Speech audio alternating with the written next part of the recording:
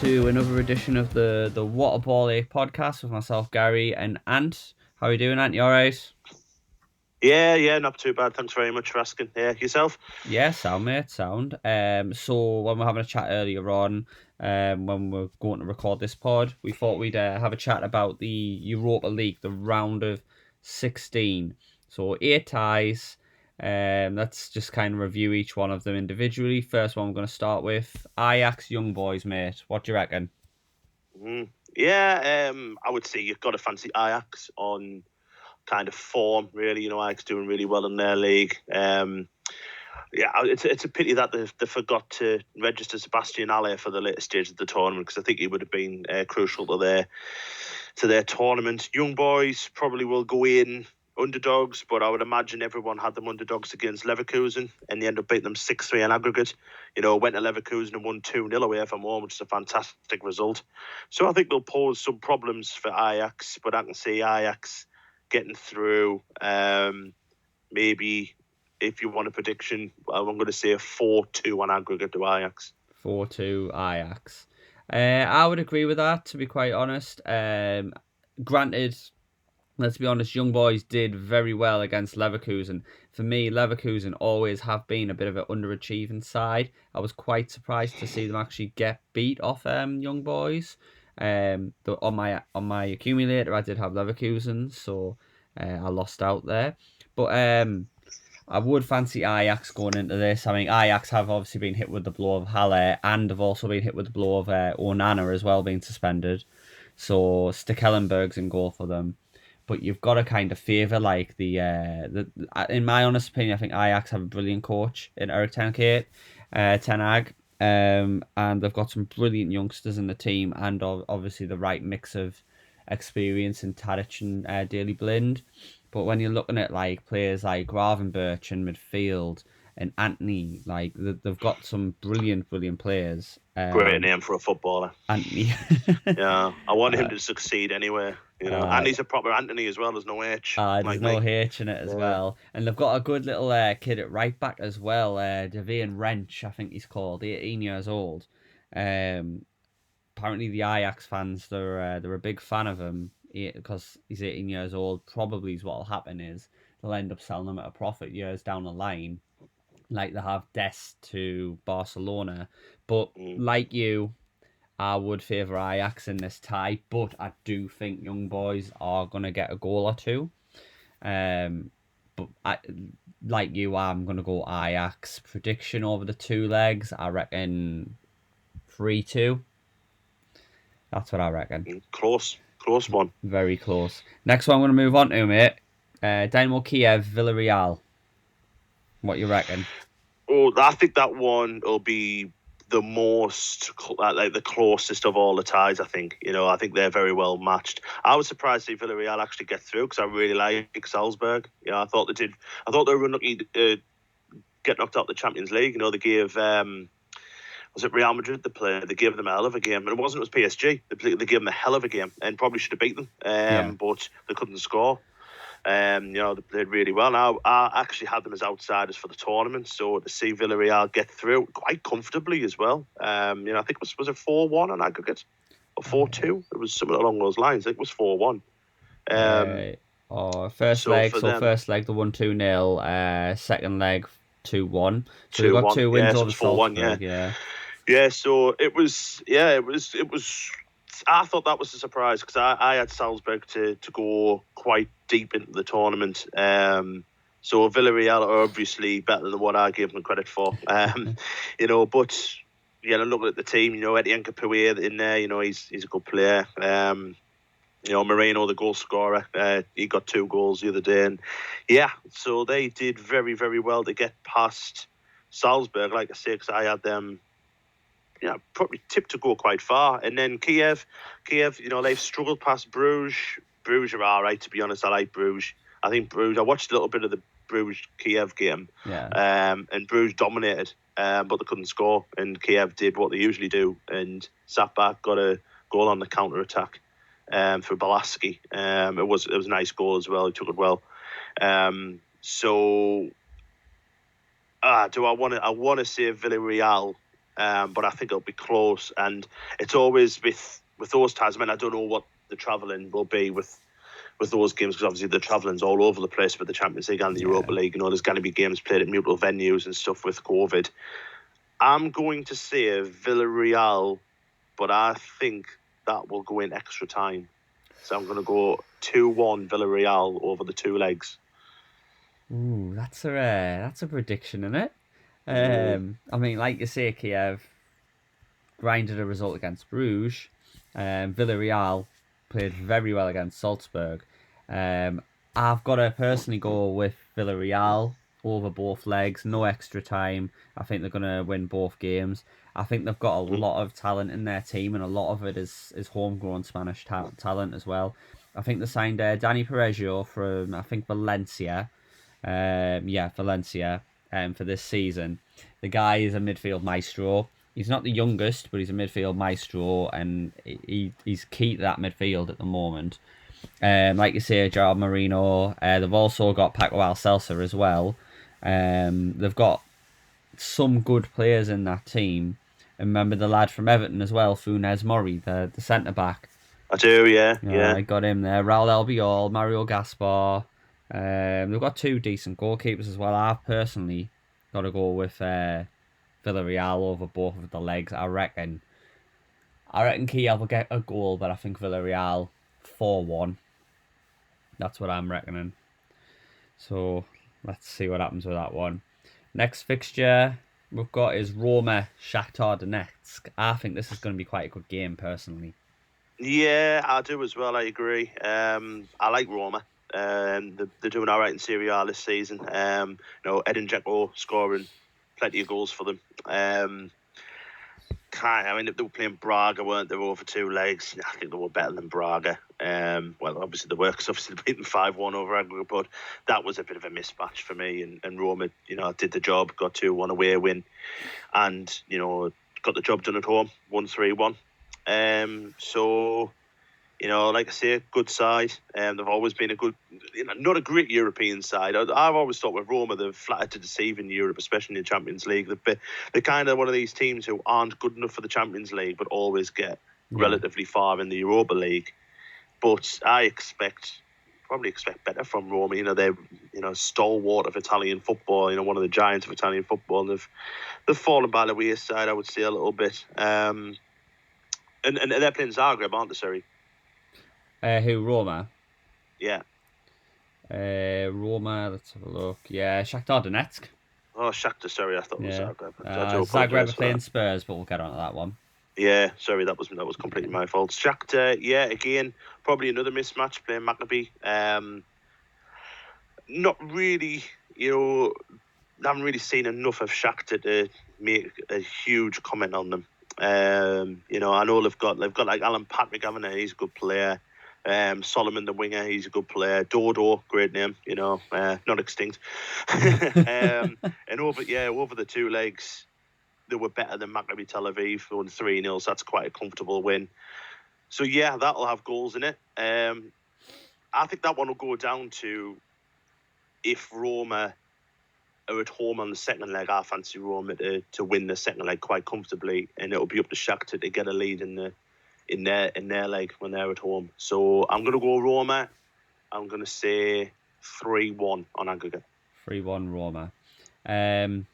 Yeah, I'm not going to lie, and I'm being very biased here. I was happy to see Roma absolutely smash Braga all over, to be honest, because personally, Braga messed up an accumulator that I had on, which shouldn't have ever happened. They scored in the 97th minute, and yeah, this is total bias from me. So yeah, Roma smashing them. Quite happy with that.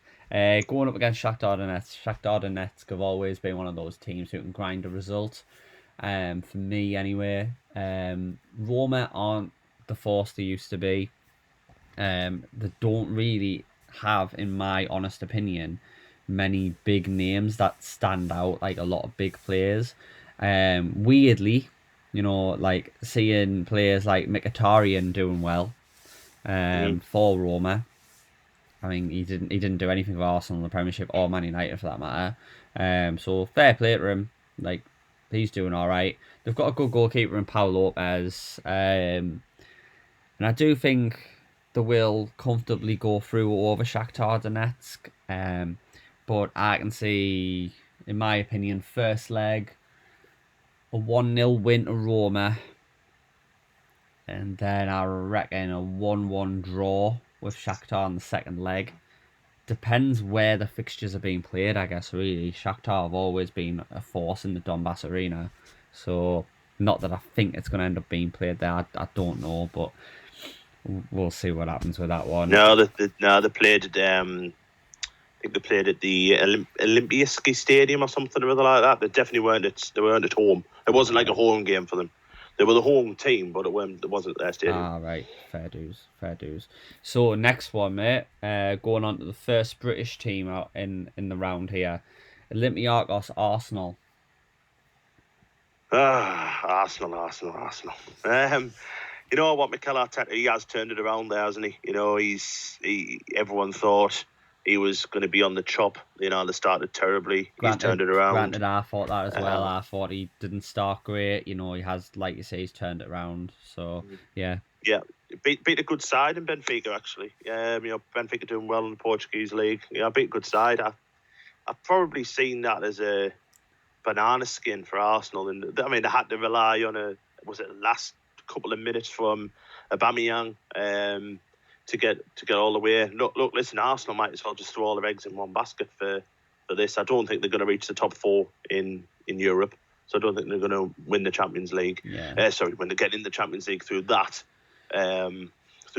way, so they might as well throw their eggs in one basket and try them in the Europa League. You know, the winner of this gets into the Champions League next season, so it's a great carrot really for them. You know, listen, we can talk about Arsenal till the cows come home. You know, great side when they're on the game. It's a case of when they're on the game. You know, I do think they've improved recently. It's obviously improved with Arteta going to youth, with, you know, Saka, who I think has been their best player this season.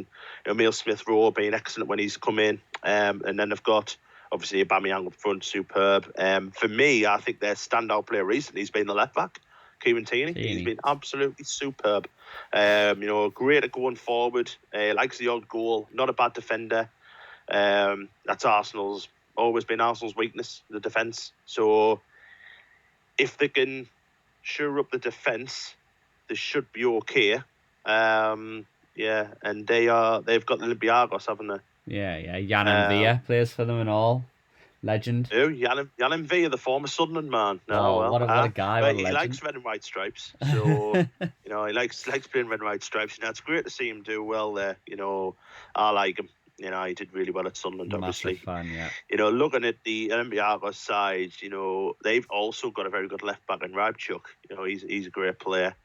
I can see Arsenal getting through relatively comfortably, to be honest.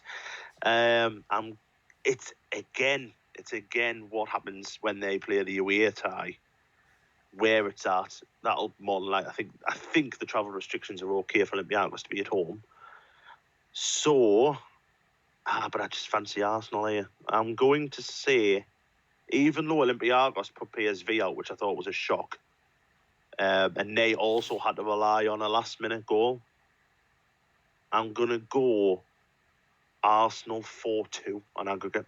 4-2 on aggregate. Yeah, I think the two's strong. I think the two's strong for Olympiacos. Do you see Olympiacos taking the lead, or do you see over 2 games Arsenal winning both of the games? I fancy Arsenal both, to be honest. Or maybe a draw in the away leg, and they'll win the home leg quite comfortably. I hope Jan Villa scores though. Yeah, that'd be nice for him. Yeah, I think from a personal standpoint, I totally agree with you there. I mean, Olympiacos, yeah, to me, don't pose that much of a threat to an Arsenal team. I can see what Arteta's trying to do, what his philosophy is.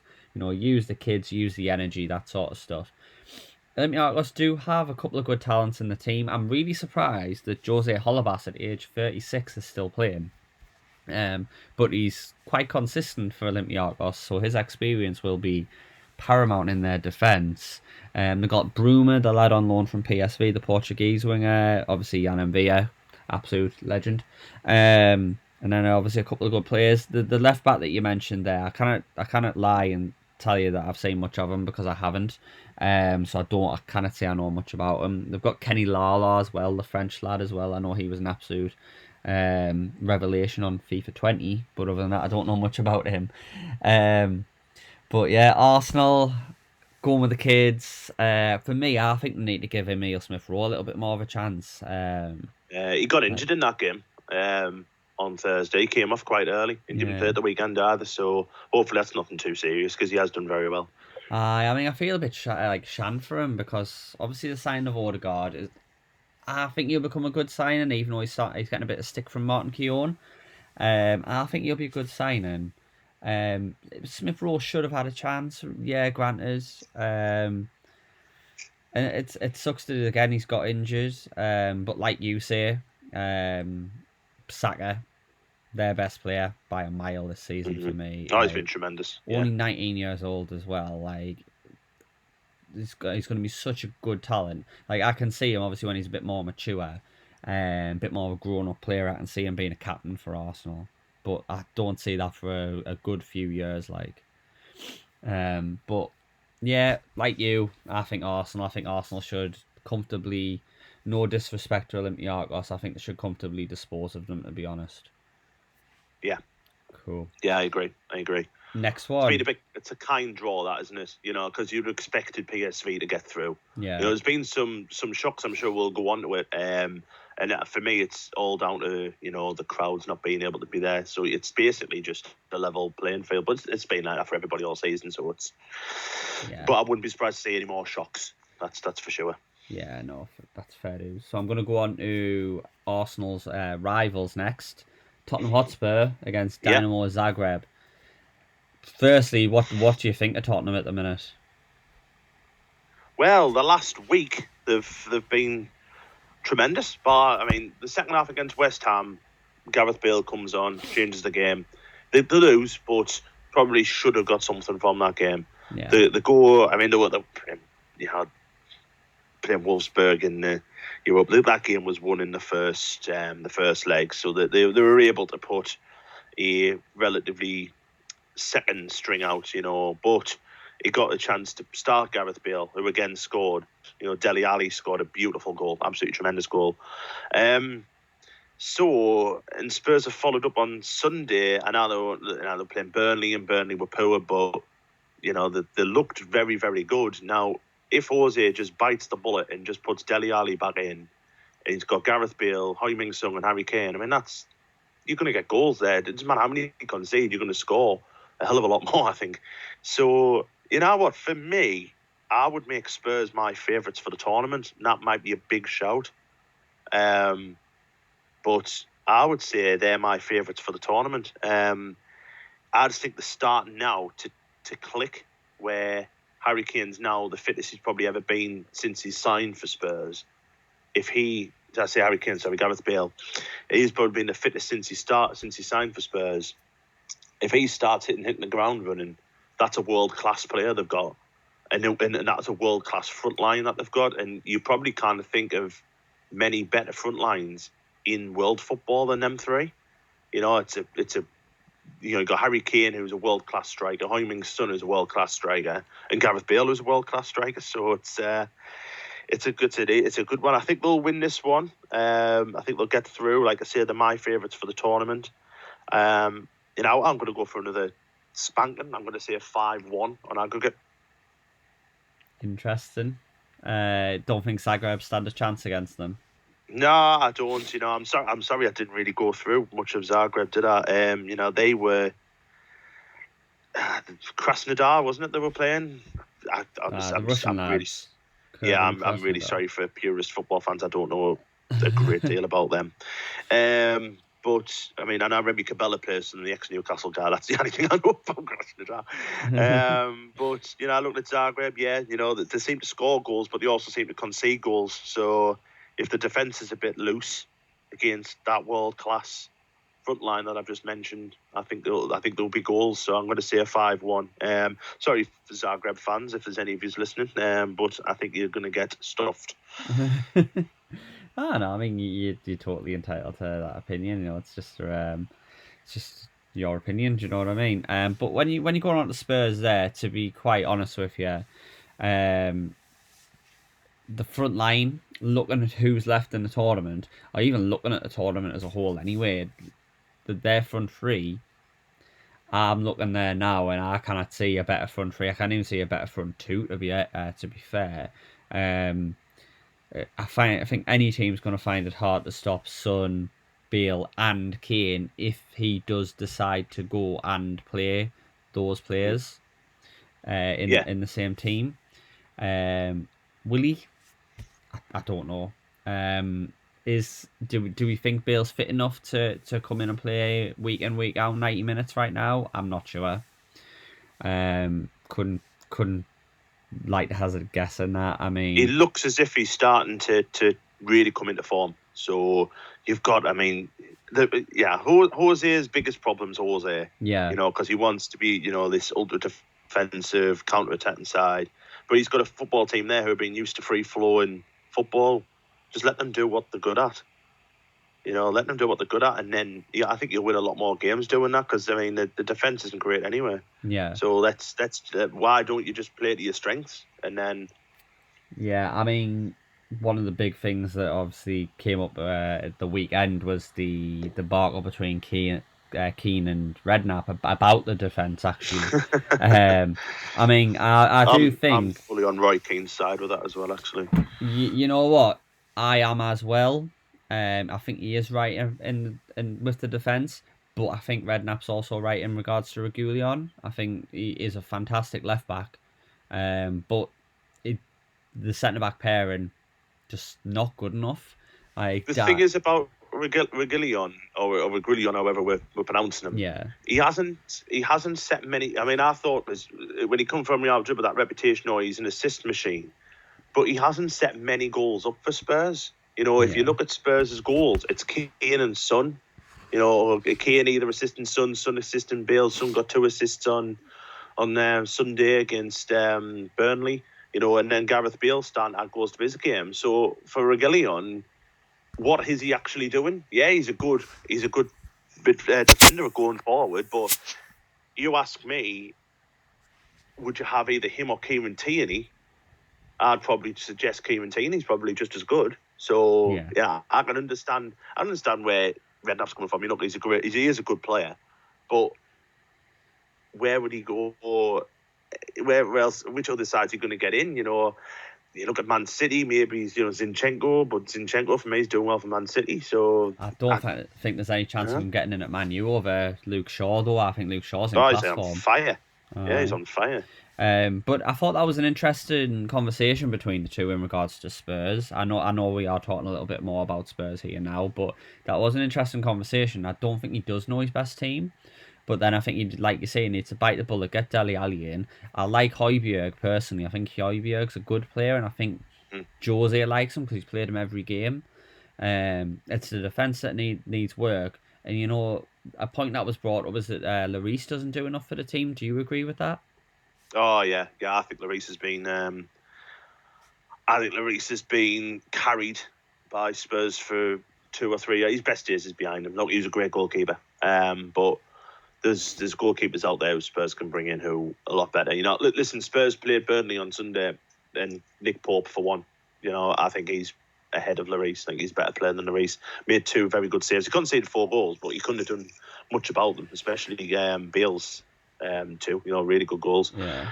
But he made 2 outstanding saves as well in the second half. Lloris just makes too many mistakes. I don't think he's recovered from that elbow injury he had a couple of years ago. I don't think he's fully recovered from that. Yeah. And Spurs, they look to play Joe Hart quite often in Europe as well, don't they? I don't think they will in this one. I think they will play Lloris, but he is probably their weak link. Yeah. At the minute, probably alongside Davinson Sanchez, because I don't rate him at all. Yeah. But yeah, I mean, obviously we have gone off topic. I think they'll beat Zagreb quite comfortably. So if I have given a prediction, I might have said 5-1, but I'm going to say a 5-1. Yeah. I think, like you, the will beat them comfortably. Do I think they could be favourites to the tournament? I think you made a good case there. Looking at the teams that are left in, it is for me, there's a couple of teams who could win it. I don't think there's not a lot of great teams in there now. But that's the beauty of the Europa League, I guess. Really, anyone can knock anyone out. Zagreb do have a couple of good little players, but a couple of good little players aren't enough to win you a game against a team.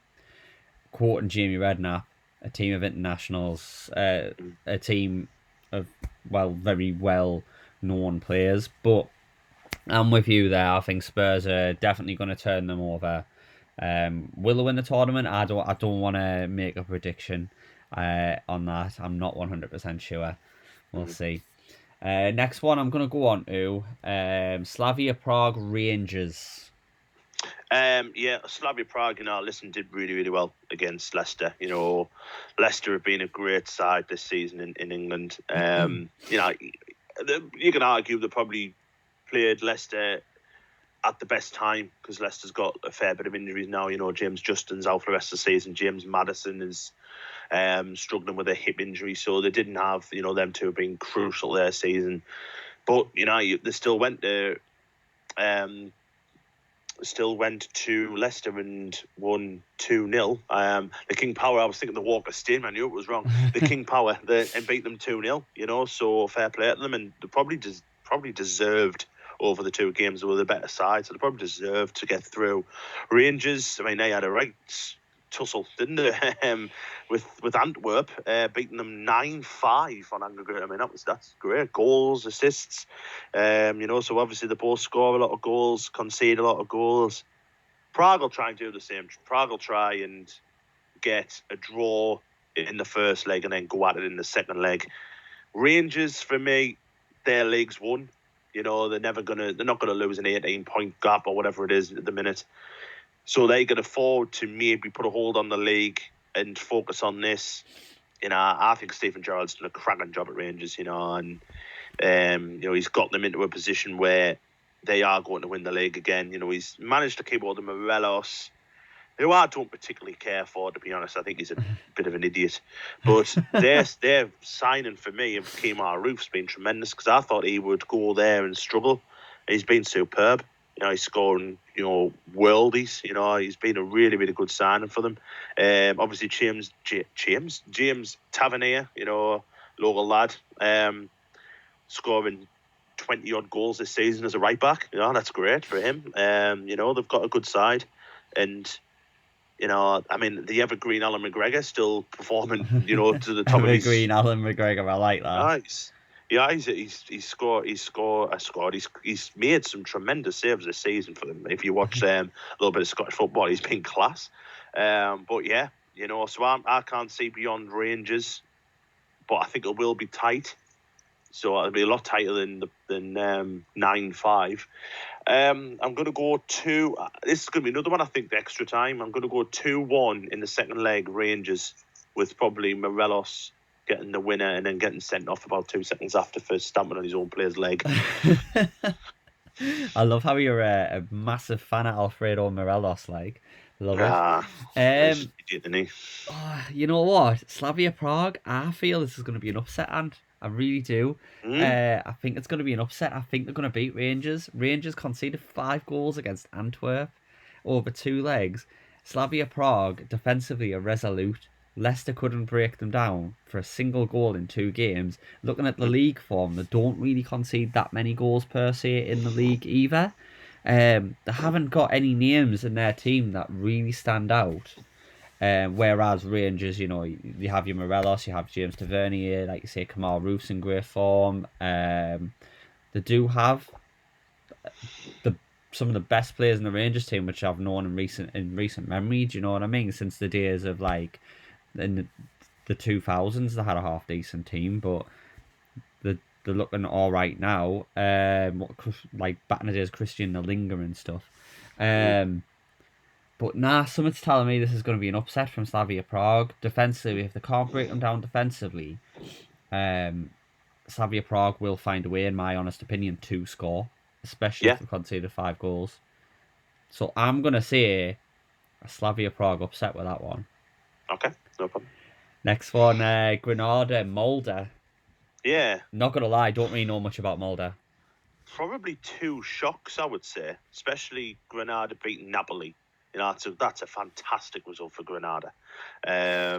So I don't think we were expecting these two sides to get through. Yeah. So, and Molde beat Hoffenheim, who cost me my accumulator on Thursday, which I was, really gutted about. But, the bother is with this one is these are two sides I wasn't expected to get through. So it's two sides I don't particularly know a great deal amount. But, Granada are having a good season in Spain, aren't they? 'Cause Spain, I'm yeah. sure they beat Barcelona, or they drew about. They did well against Barcelona anyway. And listen, for them to get into Europa League is a great effort anyway. And knock Napoli out, who would have probably been the tournament favourites, maybe with Tottenham or Man United. And Napoli are a fantastic side, but I'm going to say Granada to continue the surprise, and I'm going to go 3-1 on aggregate. And I fancy Kennedy to get a goal for Granada, the ex-Newcastle man. Ooh, controversial. Yeah. Yeah, I think Granada will comfortably dispatch of Molde, if I'm being honest. Who did Molde have in the round of 32? I'm not even Hoffenheim. Hoffenheim. Hoffenheim, yeah. Bit surprised by that. In all honesty, that they got through over Hoffenheim.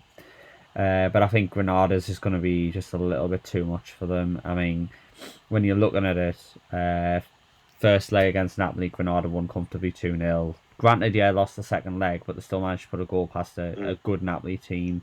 Lost to Atletico Madrid. Atletico Madrid in brilliant form. They haven't picked up great results in the league lately. Got their next game in the league, I think, Sunday, 7th of March. Bilbao. Bilbao always one of them teams who can beat anyone on the day. But Granada, yeah, I think Granada will comfortably dispatch of Molde and go on comfortably to the next round. Final fixture. I left this one till last because I think on paper this is probably the best game. Manchester United, AC Milan. Yeah, yeah.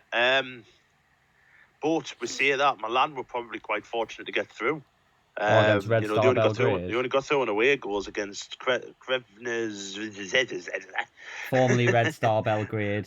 The formerly Red Star Belgrade, but they changed the name. Yeah. Sorry, aye. So we'll call him Krevnik, because they have changed the name. But yeah, I mean, like I say, they only got through on away On away goals. goals. So I would have thought they would have quite easily disposed of them, but they didn't. Listen, it's great. I mean, it's the it's a standout tie. It's that back at Man United. That'll be great for him and for Man United. I like Milan doing very well in their league at the minute. Chance to win it this season, which would be great to see them win it again. It'd be just great for anyone to stop Juventus, because Juventus have won it probably in the last, I don't know, probably last 15 years. I think it's been something along those lines. It's been pretty much one-way traffic. Yeah, so, but going to United, before I said Tottenham were favourites, I think a lot of the bookies have got Man United as favourites. The problem being with Man United, they've got the league as well to focus on. They're desperate to hit the top four. I think recently with Man U, the re-emergence of Dan James has been superb. I think he's been really good. They set themselves up well. Henderson gets a game for them. I like Henderson. I think Henderson's probably a better goal. For me, I would probably let Henderson be number one instead of De Gea, but that's just, that's for another time. Rashford doing well for them. Bruno Fernandes, obviously, absolutely top draw player, world class. I'm going to say Man United, but I think they'll have to overturn a first leg deficit. I think there'll be the second leg where Man United will come back to win 3-1 on aggregate. 3-1. But you Yeah. think Milan will I take think a Milan 1-0 will take win? the first leg 1-0, and then United will roar back in the second leg and win 3-1. Interesting. I mean, Firstly, I'll start with Milan against formerly Red Star Belgrade, now Cervena Zvezda, or however you pronounce that. I watched that game, and I thought they lined up as a good team. Obviously, they've got an absolute legend, Inter Milan legend, as their coach as well, Dejan Stankovic, who actually started his career with Red Star Belgrade. And I don't know if you saw that game, man, but at the end there I was a didn't know. massive tussle going on over an attack where basically the ref blew full time, and there was just a massive kick off, and like Stankovic got a bit involved and stuff with the ref. It was interesting to say the least. Like, but I thought Milan were lucky to get through with all the talent they have. I thought they were very lucky Mm, to actually get through. It's going to be an interesting one. Zlatan going back to Man United. Um, I think it's going to be a physical game because that's how Zlatan likes to play. He's obviously going to look to knock around, like knock Harry Maguire around, mm, whoever's going to play with him, whether that be Lindelof or Bailly. He's going to look to try and get physical with them. It is. I think it's going to be a heated game as well because of the way Zlatan likes to play. mhm, Diego Dalot obviously can't play because he's on loan from Man United, so he'll be missing, which will be a shame for him, to be quite honest, because I think he would probably like the chance to line up against Man United. They've got the Croatian lad, Ante Rebic. mhm, I quite like him. I liked him at Frankfurt. I thought he was a class player. Kanaloglu, bit of a midfield playmaker. And then they've got the new Andrea Pirlo, Sandro Tonali. Loads of people raving about him. I haven't personally seen much of him, but apparently he's a fantastic talent. And then obviously you can't discount the fact that you've got Gianluigi Donnarumma in goal, 22 years old, and he's played 201 games already for AC Milan at mm. 22 years old. That is great. Like, it could just goes to show you don't always have to, loan your goalkeeper out because he's too young and all that stuff. Sometimes they are ready straight away. Yeah. But that is really really good effort like from him. Oh, 100%, 100%. And like Stefano Pioli likes to give the younger talents a chance as well. So yeah, as far as from what I read and what I've seen, he's quite the fan of Daniel Maldini as well. Hmm. And I do think long term he's going to become quite an asset if he keeps on the right tracks for AC Milan. Like I think maybe 2 3 years time he might be a regular in the team. Granted, he's only played 7 games. I think this season, this season in the senior team he's made 7 starts, but you know, he wants to focus on trying to bring through some young players as well. Going to Man United, Solskjaer's pretty much on the same path, isn't he? Really, like he's playing players like Mason Greenwood, Brandon Williams. Hmm. Massive focus now on Marcus Rashford. Bruno Fernandes is just outstanding. Scott McTominay, where did his form come from this season? Even Fred as well. Fred has been in great form for them.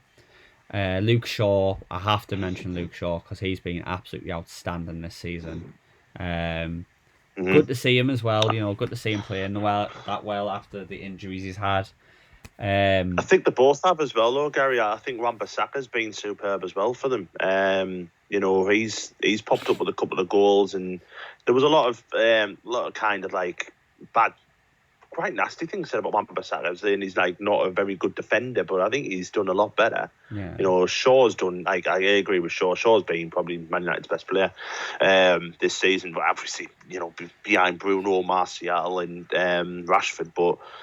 Honestly, I think Luke Shaw for improvement. Again, it's probably the second, third, fourth coming of him. So that's been good for them. But that for me would be whoever wins that game between United and Milan will probably go down as the bookies' favourites to win.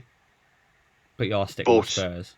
I'm sticking with Spurs. Yeah, I think Spurs will win. I think Spurs will win the whole tournament. I think they're going to hit the right times too, and they've got a good tie in this one. But then it opens up in the last 8, won't it? Because it'll open up if all three of the British clubs get in. I would imagine one will play each other, so it'll be an Definitely. interesting one. I really think one of the British clubs will win the Champions League as the Europa League this season, and I Yeah. also think one of the British clubs will win the Champions League this season. I think it'll be dominance from Britain. So, yeah, it'll be good to see, and it's all as always as well. It'd be nice if Rangers get through, because it's always nice to have an English team against a Scottish team. You know, have that little reignite that little England Scotland rivalry as well, and it'll also be interesting to see how far Rangers have come. And they always have this, you know, put Rangers Celtic in the Premier League. Where will they finish? Well, let's see. You know, let's have them against one of England's top sides, and let's see how they do. Yeah, I mean, I'm still sticking with Slavia Prague to get through over Rangers, but imagine if Mm-hmm. Rangers went through and Man United went through. I think on Mm-hmm. paper, Rangers Man United would be a good game if that Yeah. was the draw. Um, but we'll see what happens there. I do like what Solskjaer's doing with Man United. For me personally, I think Man United will probably go on and win this tournament, but if Milan were to knock out Man United, that would obviously instantly put them as favourites. I mean, they've got a good coach, they've got good players. They just haven't put it all together for me Mm-hmm. as of yet. I'm gonna say Man United for the tournament though. Okay. Right. So That's we've what I got would say. Spurs against Man United in the final. That way, yeah, yeah. No, Uh, I think Man United for the final. I think the favourites for me. yeah. Granted, Spurs have came into great form. But I think there's just a lot of pressure now on Jose to actually go ahead and try and win this, because if he doesn't, he's going to get the sack. You know what? If you know this is the final, we'll fast forward. You know, you don't know what the draw is going to be, but say we fast forward now into May, and the final is Man United versus Tottenham. I fancy Jose Mourinho in a final over Ole Gunnar Solskjaer. So, and it's all on management, it's all on the players and stuff like that. But Jose Mourinho in final situations is, you know, pretty damn good. Whereas Man United under Ole have known to choke. So I think it'll be a good one. And listen, you know, we're just kind of, you know, putting that together because we don't know what the final's going to be. But I think it's going to be an interesting, you know, we've gone through the last 16, all 16 of them are good sides. You know, you have to beat to get this far in the tournament. And what we've seen in the last 32, especially with, you know, like Granada beating Napoli, anything can happen.